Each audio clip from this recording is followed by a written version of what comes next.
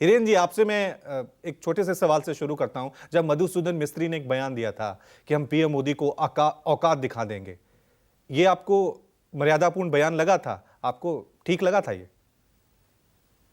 देखिए, आपने और आपके संवाददाताओं ने जिस तरह से ये बात को, ये सब्जेक्ट को रखा है, मैं कई डिबेटों में बात कर रहा हूं, लेकिन सबसे महत्वपूर्ण शायद ये विषय मुझे लग रहा है।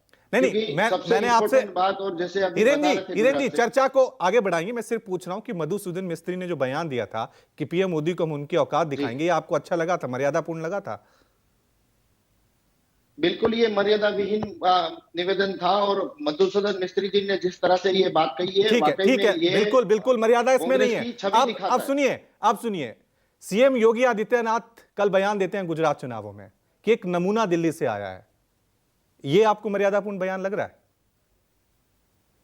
देखिए, योगी जी ने जो कहा वो सत्य है, और ये गुजरात की जनता अच्छा, मधुसूदन मिस्त्री कहते हैं वो सत्य नहीं है और ये सत्य हो जाता है। औकात की बात करना ये वाकई में मर्यादा, नमूना, किसी को नमूना कहना ठीक है? देखिए वो है, ये है, लोग जानते हैं यहाँ पर गुजरात में। अब आप आएंगे, आप देखेंगे, जैसे कि आपके संवाददाता है, वो लोगों से पूछे।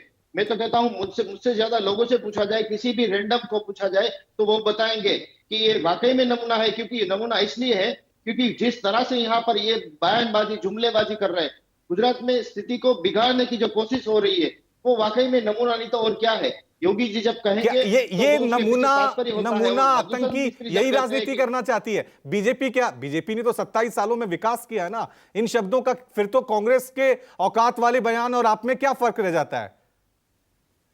बिल्कुल, मैं आपको यही बताना चाहता हूं कि गुजरात में जब हमने अकल संकल्प पत्र घोषित किया, उस संकल्प पत्र में हमने विकास की बातें कही है। हम जब भी हमारे भाषण होते हैं उसमें विकास की बात कहते हैं, लेकिन रोटी, कपड़ा, मकान और उसके साथ शांति, वो सबसे महत्वपूर्ण बात होती है। वो गुजरात ने साबित किया है। 12 सालों की सरकार जब रही नरेंद्र मोदी जी की, तो उस शांति की वजह से यहाँ विकास हो पाया।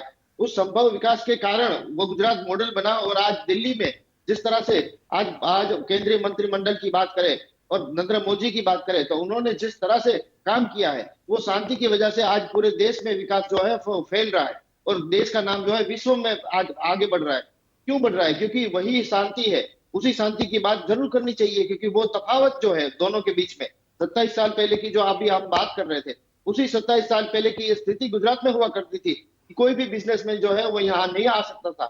ये स्थिति बनी हुई थी। इन्होंने इस तरह से बात बना रखी थी कि आपको बताऊं, महात्मा गांधी जी की जो जन्मभूमि है, वहां पोरबंदर से पहले एक बोर्ड लगा रहता था कि यहाँ से कायदो व्यवस्था यानी कानून व्यवस्था की हद खत्म होती है। उसके बाद आपको बताऊं, कच्छ, जिसके ऊपर आज कच्छ का रण और कच्छ की जो बात हम रखते हैं, जहां एक पौधा भी नहीं उगता था, आज वहां विकास पहुंच चुका है। उसी मैं देख रहा हूं जितने भी प्रवक्ता हैं, खुद गृह मंत्री ने सुनिए हिरेन जी, मैं देख रहा हूं तमाम प्रवक्ता, खुद गृह मंत्री ने भी कहा कि बीजेपी है तो दंगे नहीं होते हैं। लेकिन 2002 के जब दंगे हुए थे तब तो बीजेपी की सरकार थी ना? बिल्कुल, लेकिन उसमें किसका हाथ था और क्या था वो साबित हो चुका है। और उस समय कांग्रेस ने उस दंगों के लिए जो भारतीय जनता पार्टी के नेताओं को कसूरवार ठहराने की जो साजिश की थी, जिस तरह से केंद्र सरकार ने जिस तरह से घेरने की कोशिश की थी, और उन्होंने सेंट्रल एजेंसियों का जो दुरुपयोग किया था, वो सबके सामने आप न्याय लेने मैं आपकी बातों का जवाब ले लेता हूं। नमस्कार, मैं हूं मानक गुप्ता। अगर आपको हमारा ये वीडियो पसंद आया हो तो इसे लाइक और शेयर जरूर करें, और हाँ, हमें सब्सक्राइब और फॉलो करना ना भूलें ताकि आप देश और दुनिया की कोई खबर मिस ना करें। तो जुड़े रहिए हमारे साथ और देखते रहिए न्यूज़ 24।